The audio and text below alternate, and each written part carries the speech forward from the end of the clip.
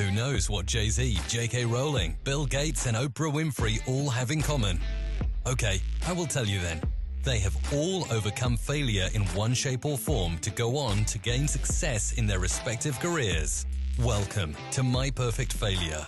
Join us as we delve into the world of our perfect failures. We will interview, explore, and discuss how our perfect failures can lead us to success. Join us and tune in. Welcome everybody to another episode of My Perfect Failure. Today I am super excited because I have another fantastic guest for you. So my guest today is the author of the internationally best-selling book, Science of Yoga, which has been translated into over 15 languages. Her new book, Meditation for the Real World, illuminates the fascinating science behind meditation with a step-by-step practices to help you find peace in everyday life. She worked alongside Harvard neuroscientist Dr. Sara Lazar and an illustrator from the New York Times to create this science-backed visual guide. So a very, very, very warm welcome to My Perfect Failure. Ann Swanson, how are you, Ann? I'm doing well. How are you doing? I'm good. I'm good. I'm going to talk about meditation. I want to be calmer. I'm going to be more insightful about how I can incorporate meditation into those challenging moments that I encounter on a daily, weekly, monthly basis. So yeah, so excited to have this conversation with you. I'm excited to talk about your book. I'm not sure if people can see that properly, but maybe they can see it a bit now. Then if you can, okay, we're almost like twins, aren't we? Like it's a wonderful book. I haven't read all of it, but I've read some of it and it's exciting. We're going to talk about that in a second. And I love the way that the book is packaged together. So you're going to get amazing content, but actually you just get this wonderfully put together book. So we'll talk about that in a second. What was the inspiration behind that? But what I was keen to do initially is to capture a little bit about you, about how your I guess yoga, did it start with yoga? It did. I came to meditation through yoga. Like, I was not naturally a chill person. The meditation part did not attract me at all. But the physical poses in yoga and the class attracted me. And then at the end of yoga classes, there's always a meditation, or there should be at least. And that was the point of class where I'd be looking down at my watch, like, it is Yeah. time to go. I have things to do. But eventually I warmed up to it. And now I can really see that meditation is where the magic happens. But yeah, my first book was on science of yoga. Yeah. And then this most recent book that just came out is on meditation for the real world. Okay. Just an observation. When you get into a discipline or you find a discipline like yoga or meditation, and very, very rare, it seems there's a pattern, there's a book after. So if you embrace it, then you go all in. Yeah. I mean, I went all in with yoga, and a big part of yoga is meditation. Yeah. And that was the harder part of it for me. The physical poses, the breathing Yeah. practices, they felt more natural. And I think that's what a lot of people, that initial Mm. physical aspect can get them into the practice. But now I teach meditation. Now I'm able to do it. But if I can do it, anybody can, truly. Yeah. Well, it's interesting that you mentioned that, it wasn't something that came naturally to you. You worked at it, and obviously it became something that I guess is a staple part of your daily life. So just in terms of, because when I do yoga, sorry, not yoga, meditation, or when I've dabbled in it, when I've tried to do it, there's definitely some myths that I realized that your book has given me some clarity on. But I always feel, even if I'm on my own, I kind of feel self-conscious. Is that Mm. common? Yeah. What do you feel self-conscious about? Don't know. You know what? I think I feel self-conscious that I think you know what I think it is. I think I feel self-conscious because I don't know what I'm doing. I don't know if I'm doing it right. I don't Yeah. know what I'm meant to feel. I don't know what the result is meant to be. So Yeah. I think I've got all these things going on where I guess I'm doing it from a real layman's perspective, or maybe, yeah, a layman's perspective without having any real guidance. That's why your book is wonderful. We'll talk about that in a second, but that's my experience when I tried to dabble with meditation. Yeah. Yeah, I think a lot of people feel that way, and it can be confusing as there's so many different gurus out there Mm. saying my meditation's better than their meditation, Yeah. which is counterintuitive. That's kind of missing the point. Truly, the best meditation is the types that work for you, whatever resonates with Mm. you. And the definition of meditation, if we can even define it, it's a hard thing to define, but a universal definition is to be paying attention or focusing in a relaxed way in order to induce these like positive effects. Mm. Now, the key element is that relaxed way. So if you're like, oh, my mind's wandering too much, I'm so bad at this, Mm. and am I doing it right? That's the part really I would just like let go of that. Let go of, am I doing it right? Let go Yeah. of like, oh, my mind is wandering too much. Because guess what? Mind wandering is a part of meditation. Even Really? the most advanced meditators, they mind wander. Yes. There's a chart in the book that shows the cycle of meditation. It's not just focusing on one thing. So we think of meditation as you're given a focal point. So Mm. that might be your breath, it might be your body sensations, maybe you're repeating a word over and over again. So you're given that focal point. And then the next step of meditation is your mind will wander. It's inevitable. You're going to think about something in the future, in the past. You're going to, why did I say that yesterday? That was so silly. Like, what am I going to eat Mm. later? It's human nature. So your mind is going to wander next. Yeah. And then the next step is the key step. You're going to notice that your mind is wandering. Because guess what? During everyday life, we don't notice our mind is Mm. wandering. We're in this place of distraction and evaluating things and having these conversations in our head that, are often quite negative. Yeah. And we just believe it. We're just listening to it and believing it. So you're gonna notice. You're gonna be like, oh wow, I'm thinking about a lot of things right now. There's a lot of thoughts going on. That noticing is key. Specific networks in your brain kick up when you notice, and you're gonna determine, is this important or not? So if you're thinking about, how silly it was that you said this thing 10 years ago, Mm. you know what? That's not important.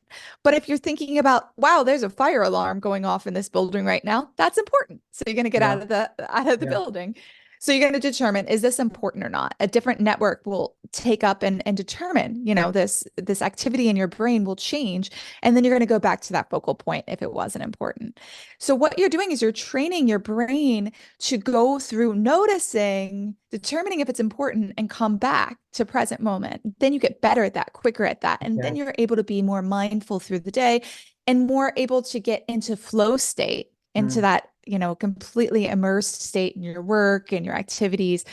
It's practice, it's boot camp for your focus. So I think a lot of people feel like their mind wanders too much and they're not meditating right. But really, meditation is not stopping your thoughts, it's stopping believing your thoughts. Okay. So that's interesting because it's not something that had ever occurred to me. So when we get to the point that we have the awareness, we can either, if it's important, to your point, an alarm going off, then we need to do something because that's an important thing to take care of. But if it's something that actually is non-sequential, that doesn't really, it's not really of importance now, that can filter away, and then we can get back to what we're trying to achieve, which is I was going to say mentoring, meditating, Focusing in a focusing, relaxed way. So focus. when your mind wanders, don't get so hard on yourself, or feel like you're doing it wrong, because that's part of the process. Look at that as an opportunity to develop that focus, to develop the activity and those neural networks necessary for you to come back to focus. It's like a harder workout, when you go to the gym Yeah, and you're doing your reps, and that day it's particularly hard. That's when you're getting the best workout, right? So yeah. you're getting a better workout that day. So with regards to meditating, why do so for people listening, watching that have maybe thought about meditating, but maybe just haven't actually done it as yet. Why should we look at meditating? But what are the benefits for people will gain when they think about or even do meditate? Yeah, so there's a lot of benefits immediately. You're going to feel stress management, anxiety reduction. You release endorphins or feel good chemicals, just like that runner's high. You release those same sort of feel good chemicals, and endorphin comes from morphine. So they're also pain relieving. So in the moment, you're changing your brain activity and you're changing your neurochemistry to optimize your hormones and the release of those good chemicals like serotonin that are helping you to balance your mood and feel better. So there's immediate effects where you're going to be less reactive to stressors in your life and more thoughtfully responsive. You become able to step back and stop, as I said, believing those negative thoughts that Yeah. are in all of our minds and distracted by them. You're going to be more focused, more able to get into flow state at work, which is one reason why meditation has become so popular with like CEOs and really productive people and productive Mm. gurus, is because it truly works and the neuroscience is supporting that. Also, you're going to have less sick days at work. You're going to get sick less. It Mm. helps your immune system work better. It helps your heart work better. Mm. It's really been shown to be beneficial for cardiovascular health, lowering blood pressure, cholesterol, reducing risk of heart disease, and even as a part of a practice that incorporates yoga and exercise and mostly plant-based diet, it can reverse heart disease. Meditation is a critical part of that program. So it has so many benefits immediately and long term. Your brain, long term, as you get older, it gets smaller. My grandpa, who's 99 years old, going on 100, his Wow. brain is Amazing. smaller than yeah, it was when he was in his 20s and 30s. That's when it starts to get smaller. And it gets smaller in critical areas, like in the front of your brain, your prefrontal cortex, that's involved in like planning and evaluating and quick thinking, as well as your hippocampus, which is involved in memory. Those some critical areas tend to degrade with age and with trauma and a variety of other things like anxiety can degrade those areas. But meditation rebuilds those areas and the connectivity in them and actually can prevent your brain from getting smaller in Mm. those key areas. So it preserves our brain's ability to like focus, have a quick thinking memory, those things that we want as we get older. And there's just numerous benefits. Like it has great side effects compared to medication that has negative Mm. side effects for the most part.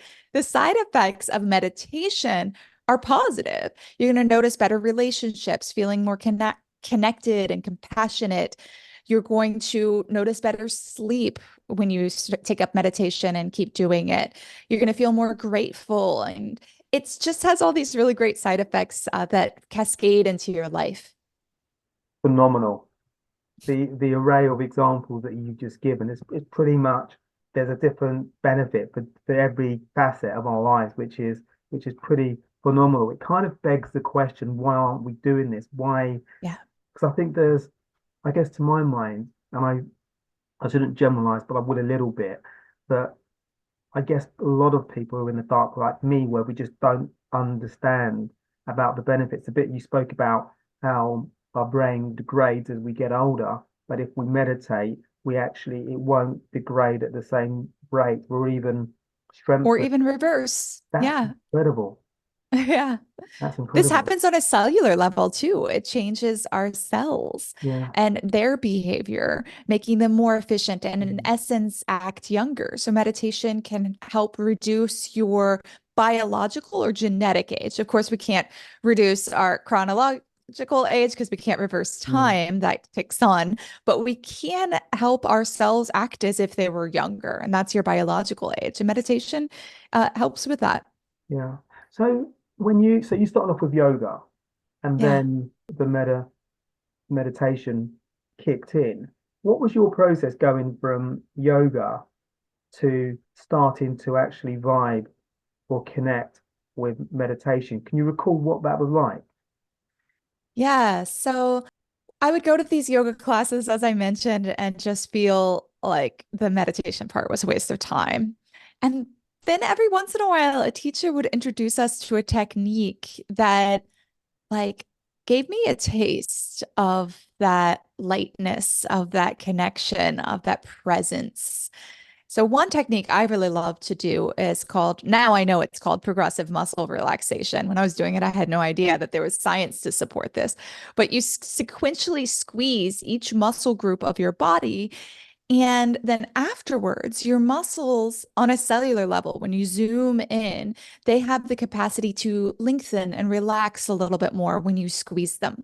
It's pretty interesting. It's like your body begins to learn the difference between tension and relaxation. And it's like, oh, relaxation feels better.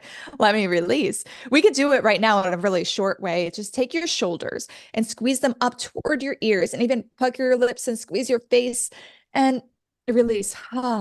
We're going to do it 2 more times. So squeeze those shoulders up towards your ears, those muscles that tend to get really tight in the upper shoulders. We're just going to squeeze them up all the way to your ears. Squeeze your face, squeeze, squeeze, squeeze, and release. Last time. Inhale, squeeze, and now feel your shoulders drop. If we had a picture of everybody, you might actually see that your shoulders are lower right now. If you're watching the video of us, you'll see our shoulders are lower. You'll feel that the upper trapezius, those muscles in your shoulders, have a capacity to lengthen. And just notice what it feels like to have that weight taken off of your shoulders. Okay. Now imagine doing that whole body, full body, head to toe. I was like, wow, that's what it feels like to relax. And I was a very anxious person. So a lot of times we say there's a problem in the mind, like the anxiety I was dealing with, the solution's in the body. So can we somehow do something in our physical body to release into the mind? And that helped me be able to relax into meditation. And I studied meditation in India when I studied yoga, in China when I studied Tai Chi, and then I ended up getting a master's of science in yoga therapy. And so we studied the science of meditation and integrated more and more meditation.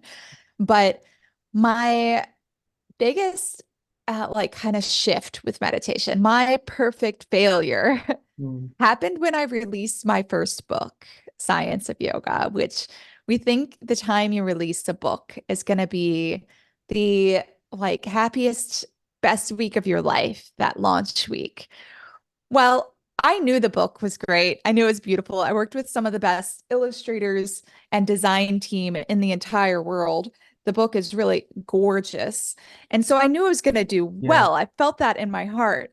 And I imagined, the day that it came out, going to Barnes and Noble and seeing it like in the center, all stacked up in a stack and a table in the center. And like I go there, can't find it anywhere. No tables in the center have it. The yoga section doesn't even have the book on my opening day.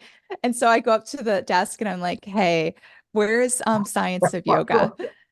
Yeah, he goes, oh yeah, that book, it just came out today, but we don't really prioritize putting books like that out because they don't do that well. I don't know. Let me go find it in the back of the warehouse. And he goes back. He's like, oh, okay, here you go. And it was just very wah wah. And there was like other things that happened that week that just felt like everything was not what I expected, right? I think I probably had like 5 book sales the first week. Thank you, Mom. Thanks to my uncle. Like it was just not the big launch you imagine when a book comes out. I mean, during that time, it was a very dark time for me, partly because of the expectations, but partly because of when you do a creative project, like writing a book or an artist, creating paintings and then putting them out. They always say that the worst day for an artist is opening day.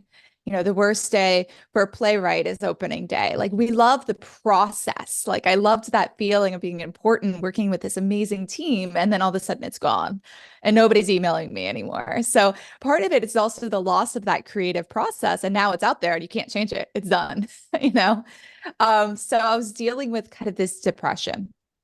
And this is where I had to practice what I preach. I was finding myself going to Instagram and going to Gmail and like constantly like, oh, something's gonna happen, Yeah. and addicted to my phone.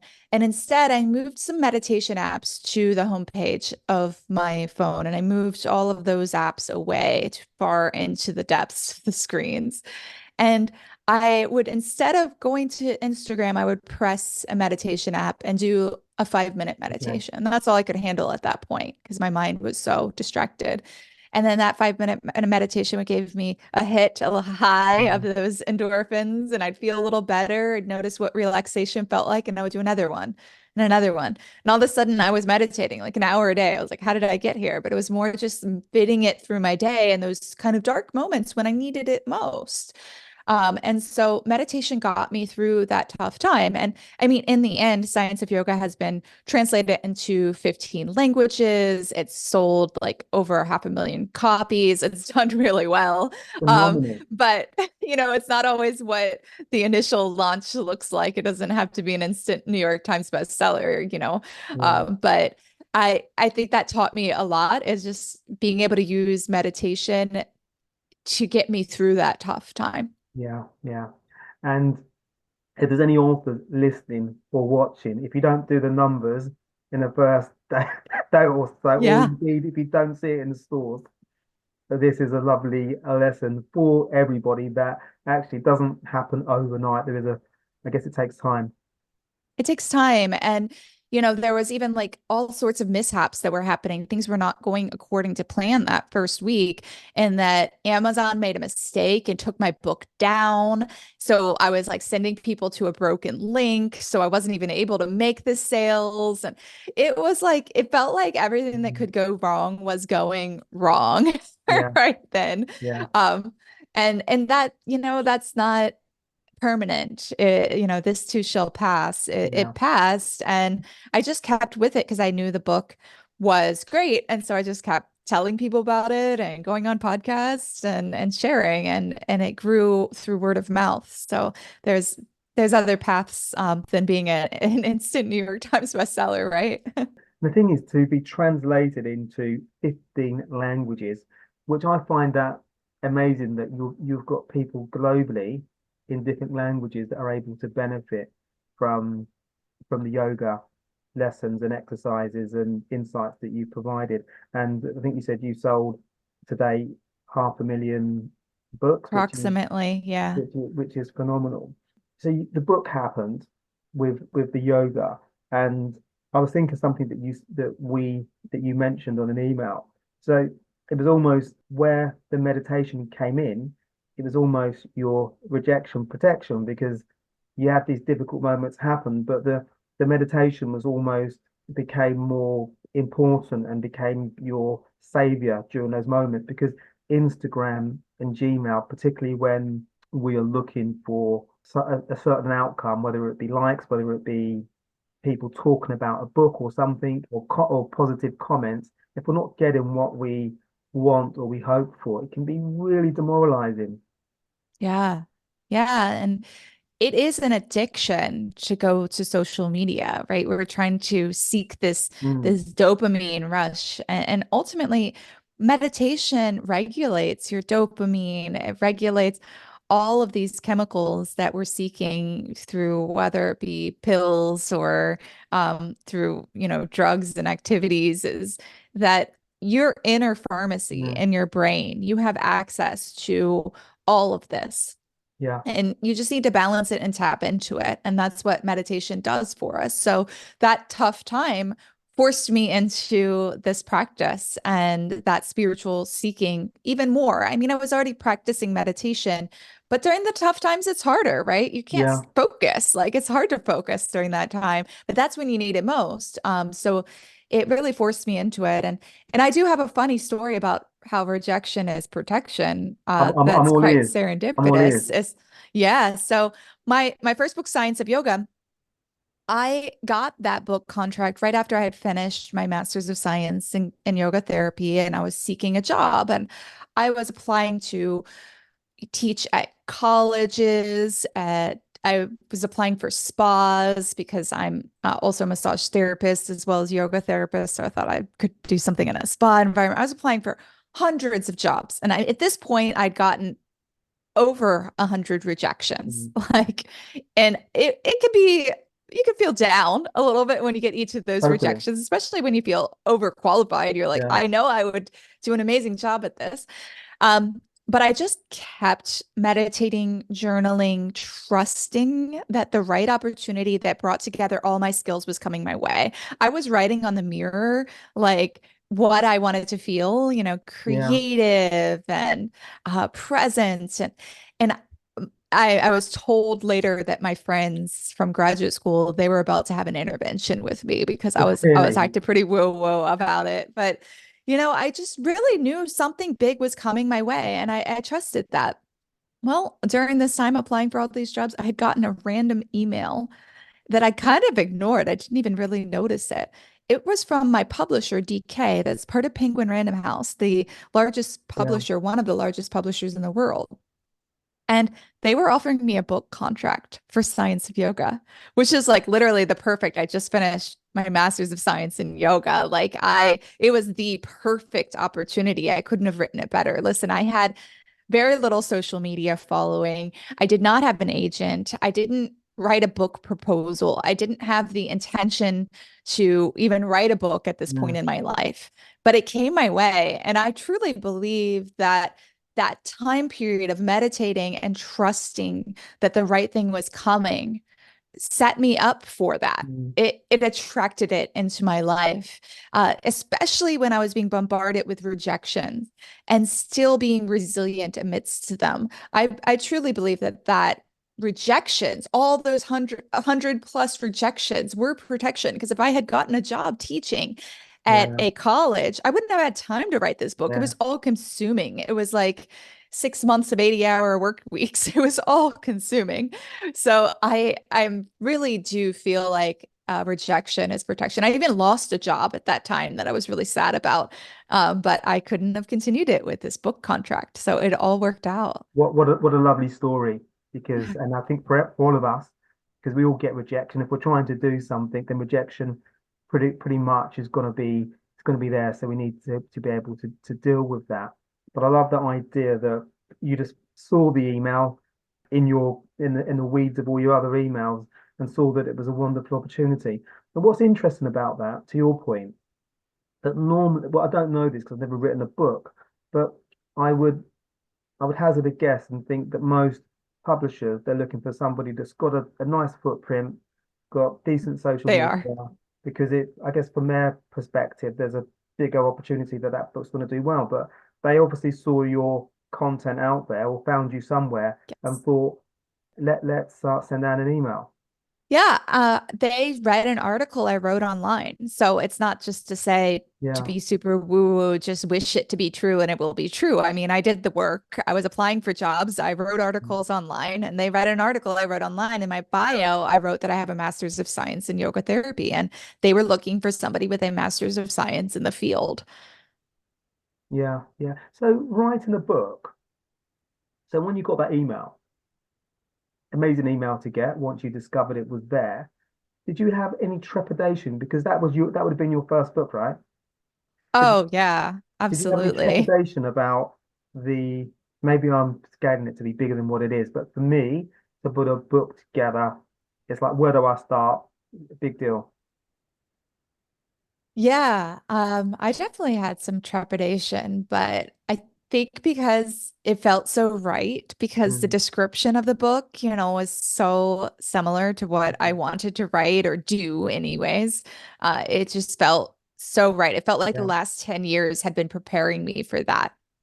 And even I have a degree in art. That's what I studied undergrad. So to now be working with some of the best artists, designers, yeah. illustrators, CGI in the world to create this, it's really a coffee table book. It's a It visual is. It guide. is. It's amazing. I want to talk about it in a second, but this book, Yeah. The new book. you Yeah. can't emphasize the quality.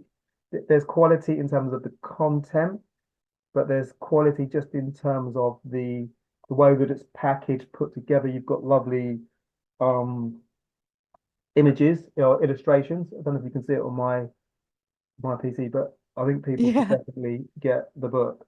We can talk about it in a second. So I just wanted to ask you a question. I don't know whether this is a myth or this is something you should do in yoga. So when we did the exercise a second ago, I immediately closed my eyes. So when Mm. we meditate, should we close our eyes or can we have our eyes open?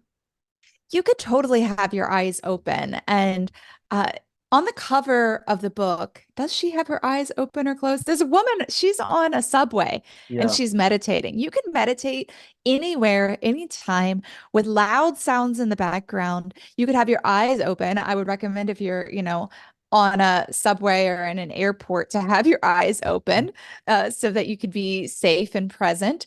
But you can meditate anytime, like in any way. However, some people like are uncomfortable closing their eyes. So even in a safe place like a yoga studio or at home, you might want to have your eyes open. People that have experienced trauma, it can be a little intense to close your eyes, and that's totally fine. Yeah. Keep your eyes open. You can even stare at something, look at an image that inspires you, a picture of the ocean. When you're out at the ocean, look at the ocean, and that's your meditation to use that visual as your Yeah. focal point. So visuals can be our focal point too. Okay. Okay. And I heard something around that you can meditate just before meeting. I don't know if I read this or I heard one of Yeah. your interviews. Yeah, there's meditations in this book, 83 of them to be exact, for a variety of situations that you may run into in life, whether it be, waiting rather than scrolling while you wait, meditate while you wait at the Okay. doctor's office or on the subway.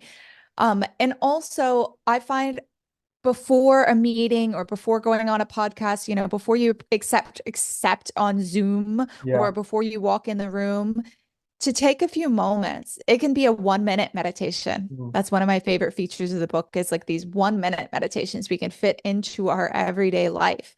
It could be a one breath meditation. If it's a really intense situation, you have a moment, take a deep breath before you arrive and really like with the inhale, breathe inspiration. With the exhale, let go of Yeah. whatever's outside of the room that could distract you, whatever is in your mind that could distract you from the Mm. meeting or the task at hand. Um, so I find that before a meeting or work project, to take 1 minute, my example of before you press accept on Zoom, literally turn your chair around, roll your chair to turn it around to not look at the screen for a moment. Eyes can be open or closed. Look out the window, and sit taller. Check in with Yeah. your posture.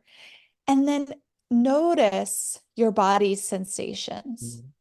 Your body has so much wisdom, and that's a great focal point for our meditation because when you tap into your body's sensations, you're tapping into your intuition and wisdom. And if you can go into a meeting or a speech or a talk from that place, you're going to be able to speak from so much more clarity Mm. and be less distracted. So we even say, you have like a tight feeling in your Yeah. chest or an open heart or butterflies in your stomach. Listen to whatever wisdom is there and breathe through it. It can be a minute, it could Mm. be less, then turn back around and join the meeting. I promise you, you're going to feel so much more clarity. Yeah. As we get into further into our meditation journey, because I'm going to buy this book for my cousin Joanne. Joanne, Oh, you will get a good. copy of this because I know that she likes to meditate. So I want her to buy it because so I get it for her, but I want her to. I'm just intrigued how she gets on with it. So feedback Yeah. and everything. But as we get into our meditation journey, I was keen to know whether, as we know ourselves better, will that awareness trigger when we are probably better suited to meditate? So, say for me, as an example, say if I'm getting anxious before meetings, or indeed before a podcast, sometimes I might get a little bit anxious before I'm going to do a podcast. So you'll say before I maybe let the person in, maybe I could do a little meditation before then. So as we become more aware, will we know when maybe it's a good time for us to meditate? Yes, I think that that's what I wanted to emphasize in this book. You don't have to meditate for 20 minutes every day on a cushion at a specific time, Mm, although that's wonderful too. And I don't want to discourage that, of course. But some of the best benefits you can get is by putting them in these critical moments, because that's when you're going to get that endorphin rush. That's when you're going to get that clarity mm, where you're lowering your blood pressure. You can think from a higher place, from your higher self, and be your higher self. So the anxious right before, you go on a podcast or something, I think transitions of our day are some of the places where we can fit those mm. meditations best, especially these 1 minute meditations. So for example, you've just been rushing around and now you're picking your kids up from school and you're in the car waiting for them. Yeah, That's a great time for a 1 minute eyes open yeah, yeah. meditation. Or another one I have in the book is the hydration meditation. If you have a glass of water near you right now, or your I've got this. um, bottle of Will that water, do? yes, grab your bottle right now. I want everybody, if you're listening to this, take a sip of water. Feel the temperature of the water moving down your throat and take a deep breath. You can close your eyes or not, that's up to you. And just I'm gonna close my eyes. feel that hydration. Feel that nourishment and cleansing. Imagine it cleansing you as you prepare for the next thing. So this is also going to keep us hydrated, right, through the day. If Yeah, between activities, we take a big sip of water and just take a mindful moment, a powerful pause to really feel it and be present with it. And that is a technique a lot of therapists will use often, is like when something intense is said, they'll take a sip of water and it's like to yeah, cleanse and be able to go to the next thought. If something's challenging, we naturally do it in meetings. We'll take a sip of water. We want to change the subject, right? It's a great thing to do between as a transition. yeah. So yeah, hydration meditation, fitting I that like into that those one. moments could be This one I helpful. love because Yeah. you can do that in any given moment, and there's probably a lot of moments in a day where actually there'd be benefit. Well, there's benefits because we get that little meditation in when we need it. We get some fresh water, and then once we've done it, we can just crack on with our day. Yeah. Yeah. I mean, to integrate it into healthy activities is really good. We know it's good for us to go in nature. Yeah, So if you can go on a nature walk sometime during your day, or even look out the window at nature, that counts too. But even if you're in an urban environment, there's benefits to going to those green spaces like a park, or the blue yeah, spaces like a fountain, hearing the sound of a fountain, sitting right next to it. So get away to nature for a moment in your day. Enjoy the sunshine, hear the birds singing, do the five senses meditation. So take it all in. Listen to the sounds, the birds, the people. There's no bad sounds. If there's people in the background or cars, listen to it all as a soundscape.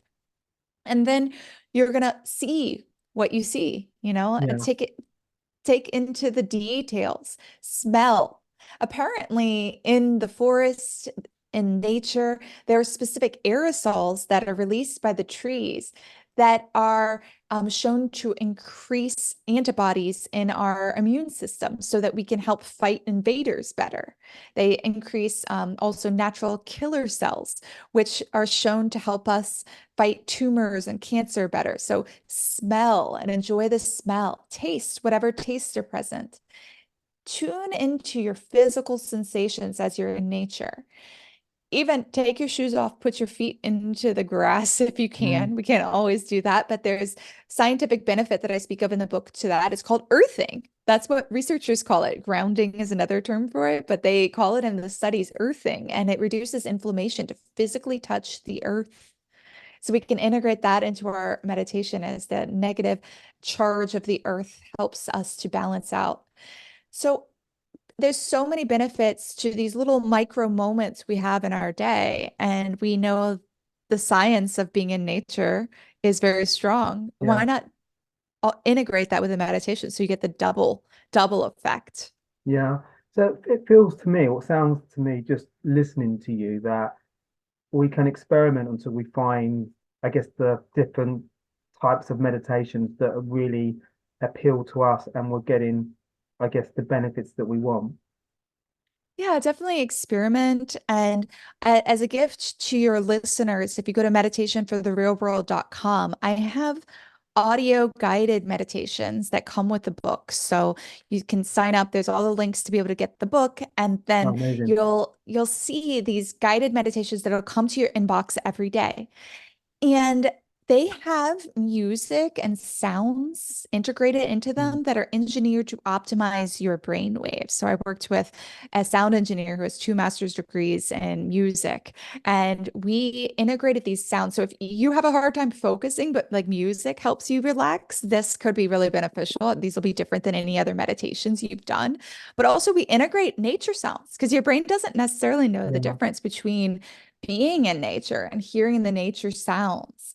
I speak of that in the book. There's things called like pink noise and brown noise. Noise has Yeah. colors Yeah. and they Really? can help Noise with us colours? relax. Yes, exactly. You've heard of white noise, right? White noise Possibly. is like shh. Okay. It's like it's a combination, a little bit of all the frequencies, and it creates this sound that like masks out. People will have like white noise machines in the background Yeah. in order to mask out sounds or help them sleep. And it's similar to like white light is Okay. all the colors of Yeah. light brought together. So that's what white noise is, all these different frequencies that are brought together. And it's like TV fuzz or like a Mm. sound of a whirling fan. Those are examples of white noise.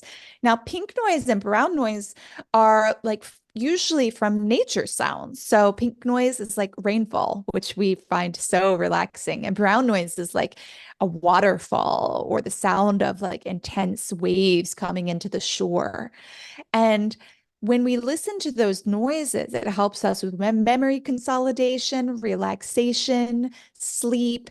It can help us focus also. So I have all of those sounds integrated into the meditations that you can get at meditationfortherealworld.com. Yeah. I'm just thinking about your journey as you got deeper and deeper into meditation. I guess your discovery in terms of the benefits of meditation and learning all this stuff about different types of sounds, how it relates to our experience and how it can impact us. Yeah, I'm really interested in the science and how Mm. can we enhance it if it's hard for you? Because like I said, meditation didn't come naturally for me. So I'm always Yeah. thinking like, what are the ways I can enhance this, make it more effective, make it more likely for me to do it, right? The best type of meditation is the one you actually do. And so to get that introduction where you can try different types through the book and through the Yeah. meditation challenge, that's a gift to your listeners that can really help you figure out what works best for you. Okay, amazing. So what I want to ask about the book, how you came up with a name Yeah.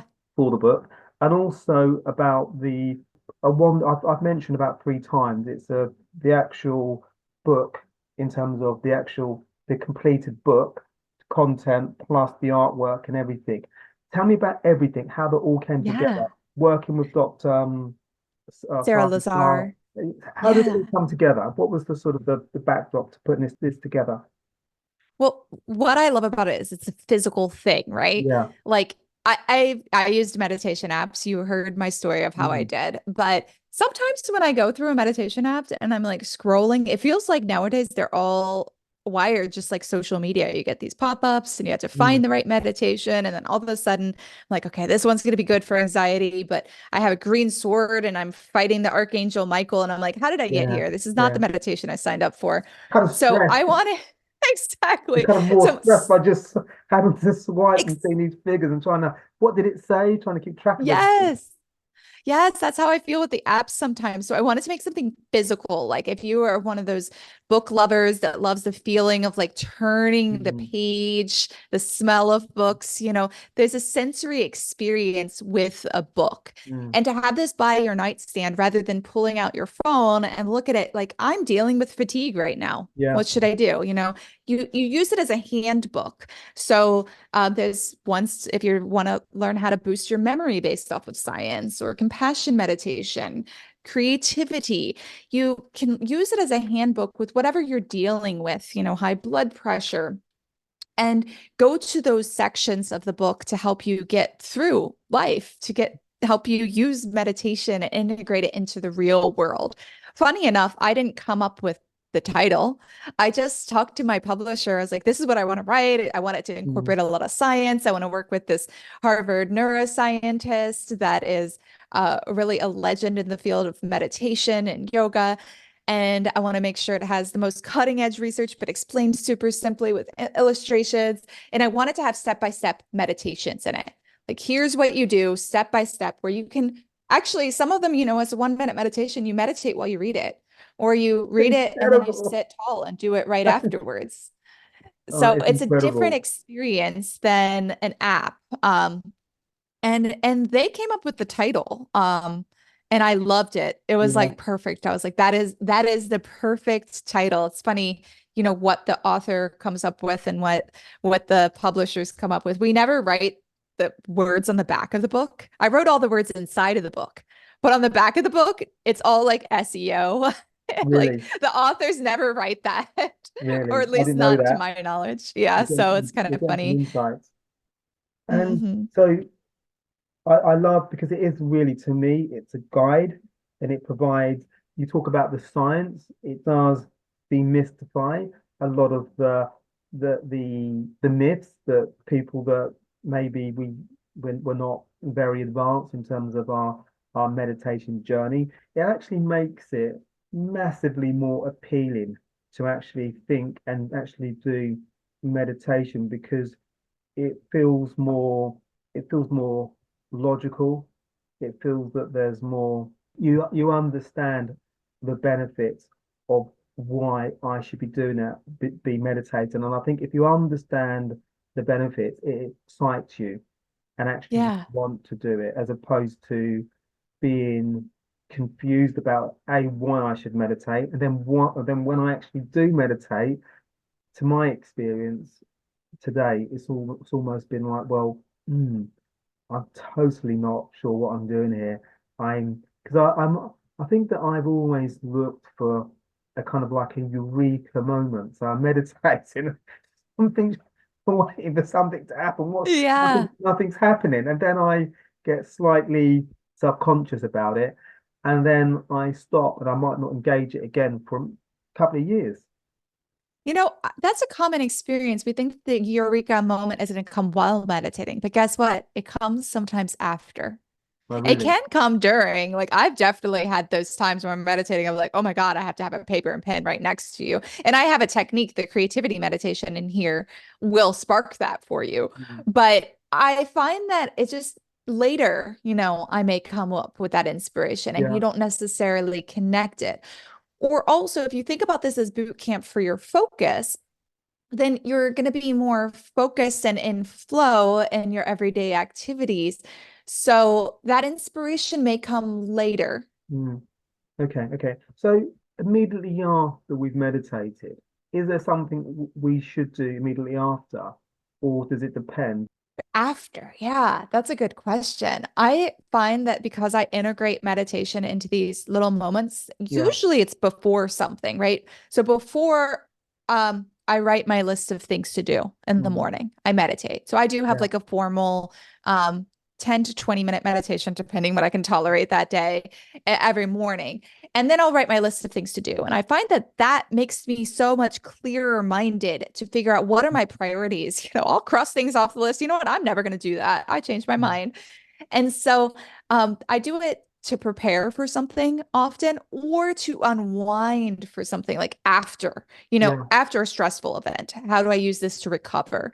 Mm, So it's more that like you do life after it, right? It's yeah. preparing you or helping you recover from life. Yeah. Yeah. Totally. Something I was thinking as well, I wanted to ask you, I'm conscious of your time, so we'll wrap up shortly, but I just wanted to ask you around as well, because I think sometimes maybe I'm thinking about me more than others, but maybe other people can empathize with this. Sometimes we think that we don't have enough time to meditate, and clearly we do, but You have 1 minute. yeah, exactly. So it's because I think that the benefits are huge, which a lot of the benefits, pretty much all the benefits that you've referenced, I wasn't aware of at all. I'm not about the brain degradation, about it. It mitigating depression and things like that. And so all that stuff and the stress and the anxiety that we all get today, I can't think of anybody that I don't know at some point during the course of a week doesn't go through a stressful moment. Obviously, meditation is a huge tool that we can use to actually just give us that, de-stress us and actually give us that sense of composure, and so we can just carry on with our week. So building it into our week, is it just about building a practice, but not Yeah. maybe thinking that we have to go for a 30-minute meditation session? We can just really build something into our schedule that is manageable for us. Yeah, those 1 minute, those five Yeah. minutes, they all add up. Doing them Okay. throughout the day, they add up. Or throughout the year, however, Yeah. it spreads out. Some days you'll do it more than others. And so, if you want to build a meditation practice, like I said, I have in the Mm. morning, what you want to do based off science is to pair your meditation with an activity you already have a habit of or that you already do. So that's already what we described we're going to do with our 1 minute meditations, Yeah. right? We go to our podcast, or we go to our meetings or we pick up our kids from school, whatever activity is there, we're Mm. going to integrate those 1 minute meditations into Yeah. those moments, right? Or less than 1 minute. That's fine too. You'll feel the benefits. But if you want a more formal practice, you want to integrate it into something you already have a strong habit of. And I like to, one thing I emphasized in the book, Meditation for the Real World, is integrate it into something that's science-backed and good for you. Mhm. Like we did the hydration meditation. I Yeah. have a medication meditation, to help with compliance of taking your vitamins or medications. But like integrate with something that's already good for you. Nature, or maybe you don't know, but so I'll tell you the benefits of seeing sunrise or sunset. It's really good for your brain. It's good for your brain to be Mhm. able to release melatonin and the right chemical cocktail through your day. So in the morning, we release a little bit more cortisol when we see the sunrise because the blues in the sky. And that's actually a good thing because that helps us be alert in the beginning of the day and really be awake. And at night, when we see a sunset, whether you actually see the actual sunset or just the sky with the lighting of the sunset, when we take a moment to look at it and enjoy sunset, it has reds in it and oranges and pinks and those warm tones. That tells your brain to release melatonin. Like I said, we have this inner pharmacy that has access to all these pills that we take, right? All these chemicals, but you can create it and it's better if you create it yourself. So if you know there's something good for you like that, like Mhm. looking at the sunset every day, take a Yeah. moment, set an alarm, make sure that you can go outside or at least open a window or be near a window and watch the sunset, see the colors in the sky, enjoy it. And that's when you do your meditation. Mm. Yeah. So I like to integrate it into something, I make coffee or tea every morning. When I'm smelling it brewing, sit it down before I take my first sip. You know, that's when you Yeah. can meditate. Even a minute, 5 minutes, whatever works for you. And my meditation challenge, it starts off small and you build up to do longer because those little meditations, Mm. they count. Yeah, absolutely. I'm thinking about people that maybe have stressful lives. So if people are listening or watching that have got stressful lives, is meditating in the morning and before they go to bed, is that something that they could look at? Because reading this book, and I haven't got through all of it yet because I haven't had enough time, but it's something that I can read all the time now and implement some of the meditation practices. But even when you read the book, you get a sense of calm just reading the book.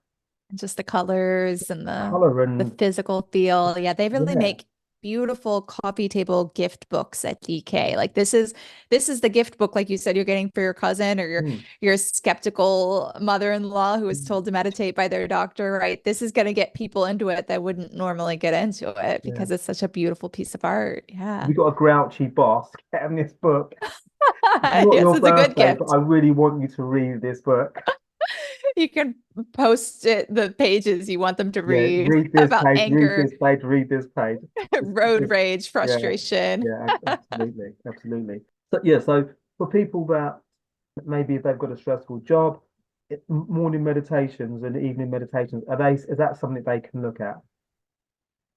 Yeah, I think that's really if you're developing that meditation habit, Having it in the morning is a really great place to do it. Mm. Traditionally, it's done in the morning. Your brain is the freshest. So based off of the neuroscience, it makes sense to do it in the morning. Um, and then doing it at night can help you wind down. If you feel like you're in that real high alert state and you have trouble winding down for bed, that's a great time to do it. I actually don't have trouble winding down for bed. I can fall asleep quick, but I wake up in the middle of the night and have trouble getting back to sleep at that moment. There's a meditation for that too, that Yeah.